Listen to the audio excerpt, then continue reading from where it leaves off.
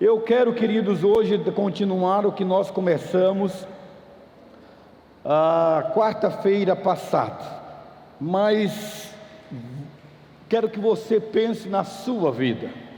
A sua vida é uma vida onde você pode dizer que depois que se tornou evangélico, depois que se tornou cristão, você tem uma vida abundante.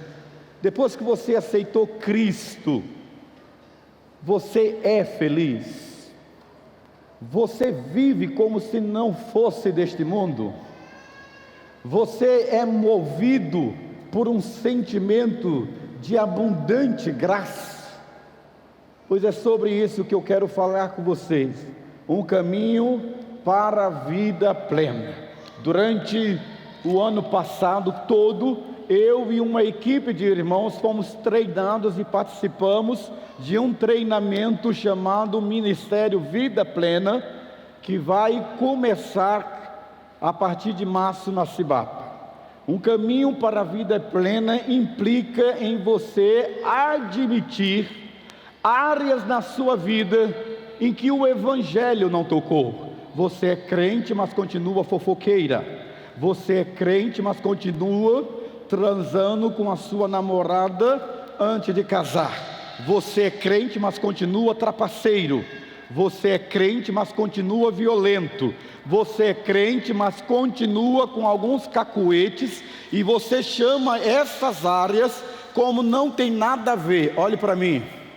O nome do diabo, registrado no cartório Sagramou, ele cansou do nome diabo e agora o nome dele é não tem nada a ver. Diga comigo, não tem nada a ver. Não, diga de verdade, não tem nada a ver. É o novo nome do diabo.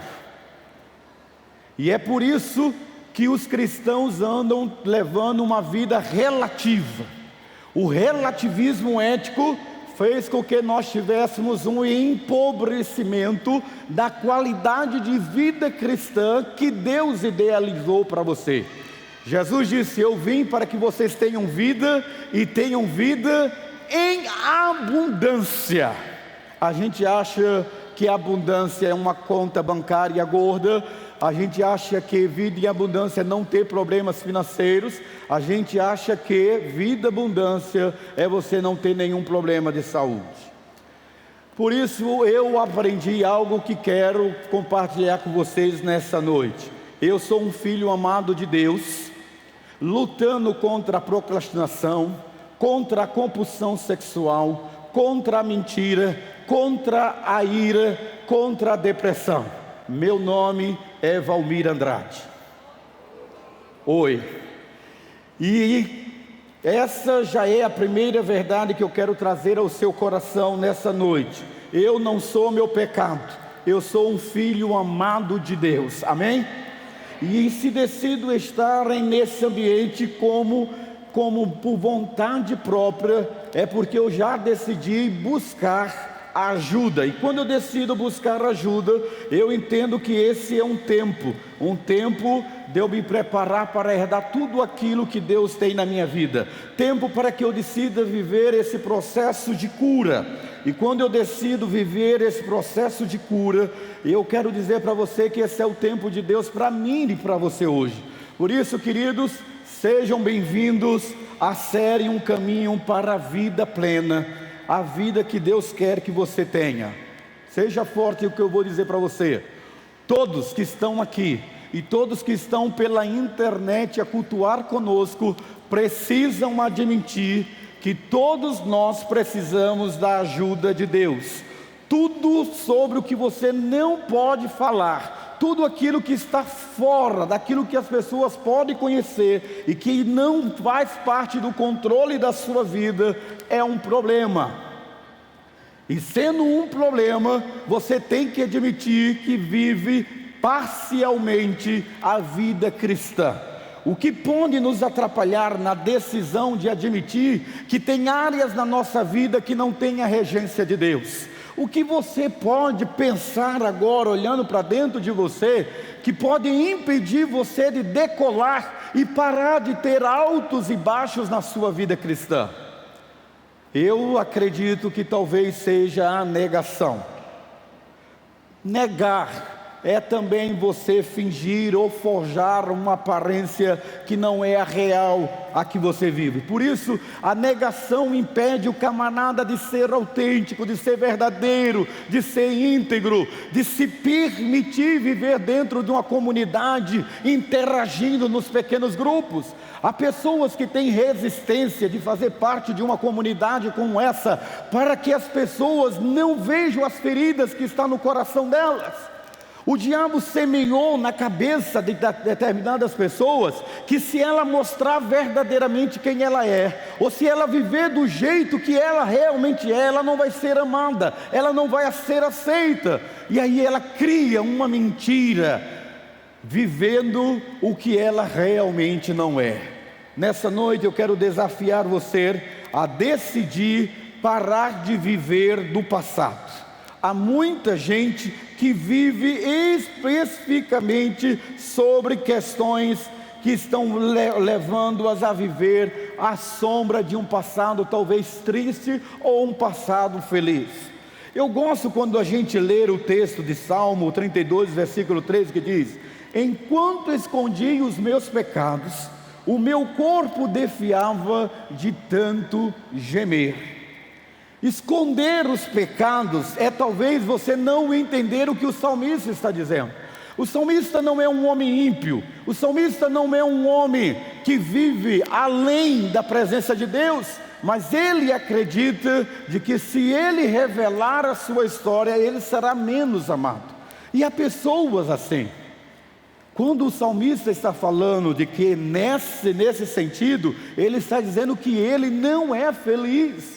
Não há felicidade, queridos, quando há segredos trancafiados no seu coração. O livro de Provérbios diz: quem esconde os seus pecados não prospera, mas quem os confessa e os abandona encontra misericórdia. Esses dias eu estava conversando com uma pessoa e ela estava dizendo o seguinte, que alguém fez uma crítica dizendo: olha aí, a sua igreja que conta esse negócio de contar pecado um para o outro para que seja sarado, isso não está certo. Olha o que acontece. Deixa eu dizer uma coisa para você, querido. Você não é obrigado a contar os seus pecados para ninguém. Como ninguém pode livrar você, a não ser Deus, de levar uma vida de profunda infelicidade por achar que é um túmulo. Por isso o texto de Lucas capítulo 12, versículo 2 diz: não há nada escondido que não venha a ser descoberto, ou oculto que não venha a ser conhecido. Talvez não de forma deliberada isso venha a soar um alento no seu coração, mas o que nós teremos falar aqui para você é que nesse aspecto, admitir que você não é uma pessoa boa, admitir que você não é uma pessoa plena, admitir que você tem as suas próprias limitações, admitir que a nossa natureza humana é pecaminosa, admitir que a gente cometeu falhas com alguém e que muitos cometeram falhas conosco, é fazer uma radiografia clara de que você precisa não somente receber perdão, mas liberar o perdão para que a vida plena seja uma realidade na sua vida. Quem foi que disse que todo mundo que está aqui nesse auditório é feliz? Gente que não resolveu a sua história com o seu pai, que não resolveu a sua história com a sua mãe, que não resolveu a sua história com o seu padrasto, que não resolveu a sua história com os seus irmãos, que tem uma história de sofrimento no seu coração, ainda que decole profissionalmente, ainda que pareça ser saudável, não é. A Bíblia chama de sepulcro caiado, gente que vive uma aparência, mas que no recôndito da sua alma é infeliz, apesar de ser crente.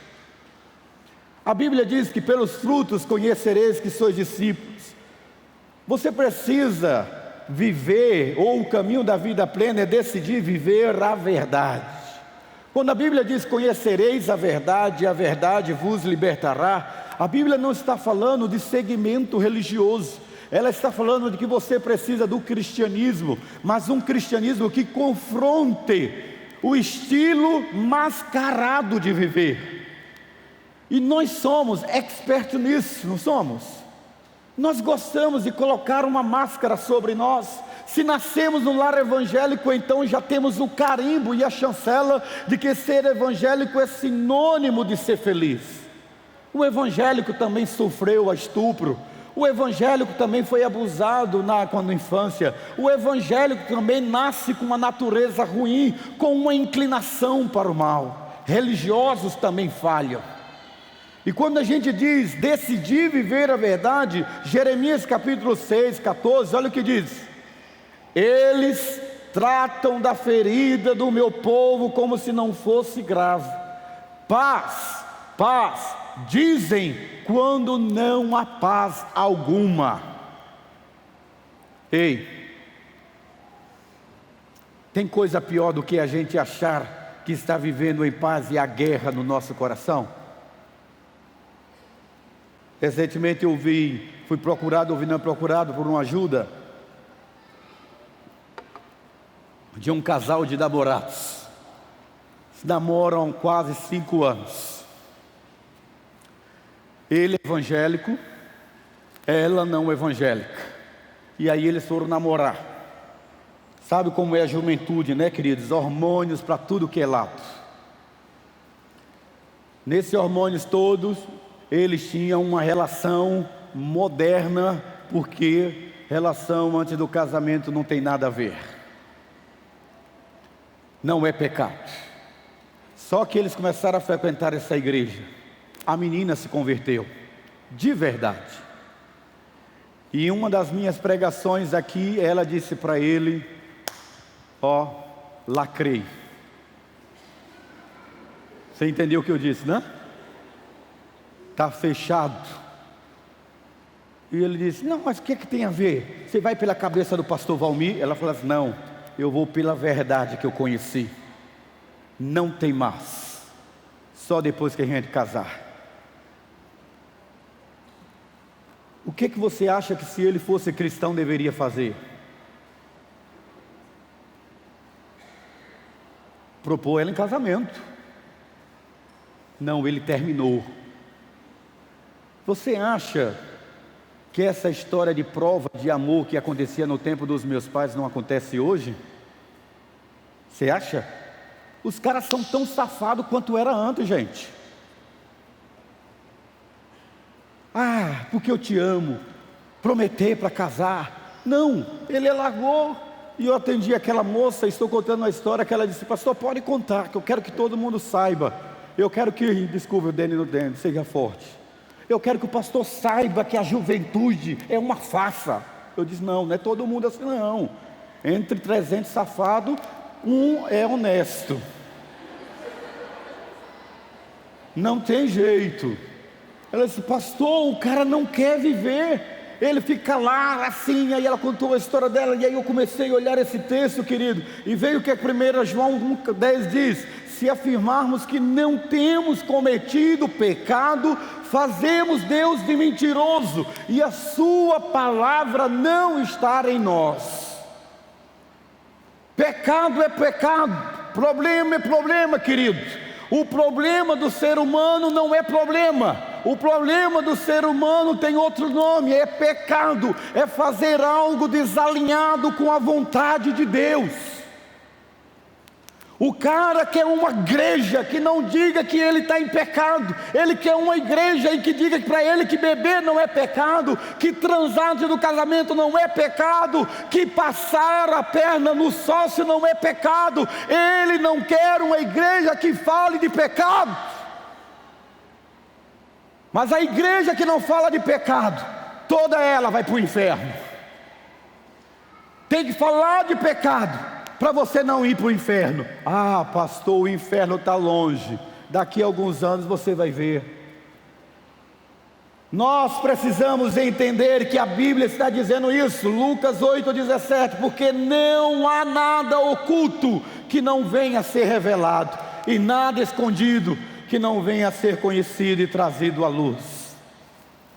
Ei, eu sou de uma época que era assim, ó. nós não tínhamos internet. Nós íamos, quando queríamos uma revistinha pornográfica, íamos numa banca, olha como é que era, escondido.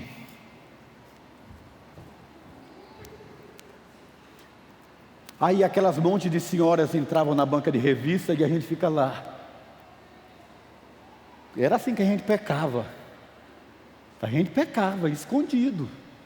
Aí quando não tinha mais ninguém dentro da banca, moça, essa revista. Rápido, aí entrava uma senhora. Hoje não.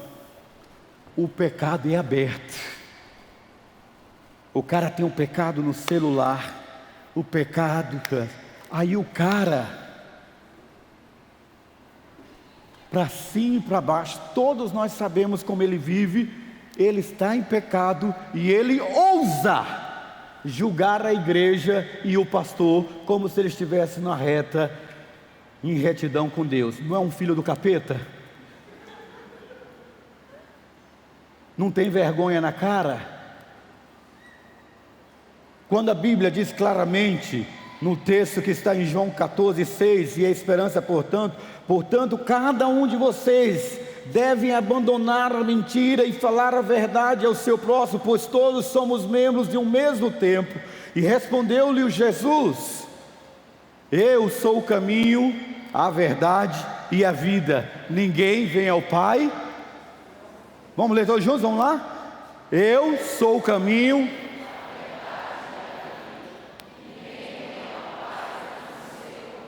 Queridos, nós não estamos relativizando nada, nem querendo que você fosse você adotar o nosso estilo de vida. A gente quer só mostrar para você que a vida religiosa não é sinônimo de vida plena. O fato de você frequentar uma igreja, Cibapa, não significa que você é membro dela. O fato de você ser membro da Cibapa não significa que você tem passaporte para o céu. O que nós queremos dizer é que você precisa admitir que há áreas na sua vida que precisa ser colocada debaixo do senhorio de Cristo, porque Ele é o caminho, Ele é a verdade, Ele é a vida, e você não tem Deus nem na sua casa, nem nos seus negócios, nem na sua vida, porque ninguém chega ao coração de Deus se não entregar a sua vida para Jesus. Pastor, o que é que eu tenho que fazer? Enfrente a dor de frente. O que é isso, pastor? Enfrentar a dor de frente, querido, é dizer que na sua aflição, o texto sagrado de Salmo 107 diz: clamaram ao Senhor e Ele os salvou da tribulação em que se encontrava. Ele os tirou das trevas e da sombra mortal e quebrou as correntes que os prendiam. Você acha que eu, como pregador, também não tive que vencer anos e anos de masturbação? Você acha que eu também não tive tentações e tentações para casar com a minha esposa sem tocar nela? Você acha que nós cristãos não temos as mesmas tentações que você, mas nós abraçamos o cristianismo não como religião, nós abraçamos o cristianismo como a oportunidade de resgate e de amor de Deus por mim e por você. A religião não muda ninguém, Cibapa não muda ninguém, o que muda é um relacionamento verdadeiro com Deus. Não é fácil negar-se a si mesmo, não é fácil dominar a própria carne, não é fácil dizer não à sua vontade. O apóstolo Paulo já dizia isso: o bem que eu quero fazer eu não faço, mas o mal que eu não quero, esse eu estou fazendo. Ei, querido, não brinque de cristão. Eu quero lhe dar um conselho de amor. Não leve uma vida dúbia, uma de igreja e uma no mundo. Escolha uma. Fique até com raiva de mim, mas não volte aqui. Se você não quer ser um cristão, porque você está atrapalhando a obra de Deus e escarnecendo o nome de Cristo. As pessoas descobrem que você frequenta uma igreja e sabe o seu estilo de vida, e ela fica escandalizada. A Bíblia diz que melhor fosse uma corda no pescoço e você pulasse da ponta e abaixo. Você acha que eu e a maior parte, eu estou falando para você, não sei quem é, mas é para você. Você acha que nós estamos aqui porque não lutamos contra o nosso pecado? Porque eu não sou o meu pecado, mas ele tenazmente me persegue. Ser cristão é negar a vontade, e para isso eu preciso de ajuda. Por isso o texto diz: traga luz às situações, admita que você tem um espinho na sua carne, que você tem uma tribulação. O texto que nós queremos ler para vocês diz: Deus é luz, Ele não há treva alguma. Se afirmamos que temos comunhão com Ele, mas andamos nas trevas, mentimos e não praticamos a verdade. Eu nunca, oxalá queira Deus me livre de ser um pecador, de ser um pregador que vai ser conivente com o pecador que não quer mudar. Que Deus me livre de dizer que pecado não é pecado para encher a igreja de gente que não quer mudar de vida. Romanos capítulo 12, ele diz: rogo-vos, irmãos, pela compaixão de Deus, que apresenteis os vossos corpos como sacrifício vivo, santo e agradável a Deus, que é o culto racional. Apresentar o corpo e apresentar a carne, apresentar o desejo, o sentimento e a vontade. Ser evangélico é renunciar a si. Muita coisa que é boa, muita coisa que é gostosa, muita coisa que o mundo oferece, em nome de Deus. Ser cristão, querido, não é trabalhar na igreja, é tomar uma posição de ser a igreja de Cristo nessa terra. Isso é ser cristão. Há tanto lugar bom para a gente ir, querido. Eu tive um rapaz, um discípulo que se converteu comigo. Preguei o evangelho para ele, ele aceitou Cristo. E um dia ele me ligou, atendi o telefone, e ele disse: ô pastor, eu não vou mais para a igreja. Eu disse: mas por que, Jackson? Ele disse: não dá para mim. O senhor está fazendo discipulado comigo, mas eu escondi do Senhor e eu não quero mentir. Nesse tempo todinho aí, eu nunca parei de cheirar. Nunca parei de cheirar. E eu disse para ele: mas eu sempre soube que você cheirava, eu não sou doido? Ele disse: o senhor sabia, então sabe que não tem jeito para mim. Eu queria que o senhor não procurasse mais. Inclusive hoje à noite eu vou para o show do Barão Vermelho. Eu disse: que hora é o show? Ele disse: 23 horas. Eu falei: às 10 horas eu passo aí para te pegar. Aí ele disse: então tá bom. E eu orei naquele dia dizendo: Senhor, me ajude. Eu vou lá, todo mundo me conhece. É uma cidade pequena, é um bairro pequeno. Como eu vou? Coloquei uma calça jeans, coloquei uma camisa folgada, coloquei um boné e fui como agente secreto. Peguei o carro, parei em frente, ele veio. Entra aí. Aí, pastor, o senhor vai mesmo? Eu falei: vou. Mas lá não é lugar para o senhor, não. Eu falei: se não é para mim, não é para você também. Mas eu não sou pastor. Eu falei: mas você é do Senhor. A mesma vida que Deus tem para você, tem para mim. Aí ele entrou e eu fui falando da vida para ele, do que nós já tínhamos conquistado, de como o irmão dele havia morrido. E ele foi colocando objeções. Mas aqui na mente eu ia orando: Senhor, não deixa que a gente entre nesse ginásio, Pai. Parei o carro. Ele desceu, a fila enorme na bilheteria, e eu comecei a orar: oh meu Deus, eu estou aqui por amor a essa vida, faz um milagre. E ele conversando, com a mão no bolso, e falava comigo, falava com ele, e eu lá do meu boné, aquele que você puxa bem, vai para cá, né, para esconder metade do rosto. E eu conversando com ele, ele disse: pastor, você tem certeza que vai entrar? Isso aí é um inferno, hein? Eu falei: pois é, se é um inferno, por que você vai lá? Ele falou assim: mas eu já sou lá do inferno mesmo. Eu falei: não, se você é, eu sou também. Estou com você. Foi chegando perto da bilheteria, e eu orando, eu falei: Jesus, tem misericórdia. Está chegando, Senhor, tem misericórdia. Se fosse nessa época eu diria: Jesus, Maria, José, dá uma mãozinha aí os três, né? Orando. E quando chegamos perto da bilheteria, que eu coloquei a mão no bolso, ele segurou meu braço e disse: pastor, vamos não, quero ir lá não.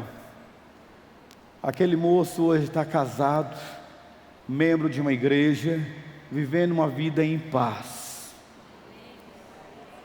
Como Deus pode lhe usar para tirar outras vidas, se você tiver certeza que do mundo você também não é? Se você não é do mundo, então você tem que influenciar para arrancar aqueles que de lá também não são. Decida, queridos, confiar em Deus e nas pessoas que Deus colocou para que ajude você a vencer toda essa problemática que você tem vivenciado. 1 João 4,16 diz: assim conhecemos o amor que Deus tem por nós e confiamos nesse amor. Deus é amor. Todo aquele que permanece no amor permanece em Deus e Deus nele. Naum capítulo 1 versículo 7 diz: o Senhor é bom, um refúgio em tempos de angústia. Ele protege os que dele confiam. Você acha que você não pode mudar? Você acha que não há mais esperança em você? Para você está enganado, querido. Há esperança. Provérbio diz só que você só precisa confiar no Senhor de todo o seu coração. A dificuldade que nós temos de dar o coração para Deus. A gente dá o corpo, mas o coração a gente retém. E é por isso que o texto diz: confia no Senhor, confia o seu coração no Senhor, porque se você confiar no Senhor, o 13 de Provérbios está dizendo: confie no Senhor de todo o seu coração, não se apoie no seu próprio entendimento. Talvez você ache que se você parar de pecar, você vai perder pessoas que você ama.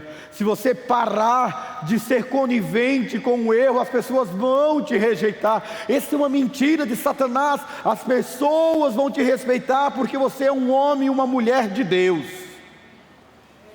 porque você confia no Senhor. Por isso o texto diz em Provérbios: confie nele de todo o coração. Apoie, não se apoie no seu próprio entendimento, mas sim no entendimento que é do Senhor.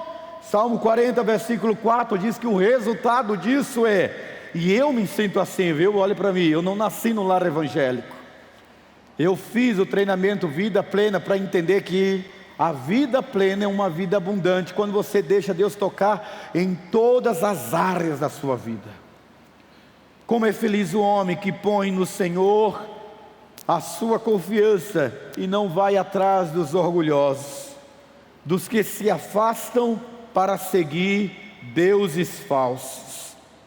Pois o texto nos revela que em Romanos 8, 38 e 19, quero ir para os finalmente dizendo: pois estou convencido de que nem a morte, nem a vida, nem anjos, nem demônios, nem presente, nem futuro, nem quaisquer poderes, nem altura e nem profundidade, nem qualquer outra coisa na criação será capaz de nos separar do amor de Deus que está em Cristo Jesus nosso Senhor. Amém? Você é capaz de dizer isso, querido?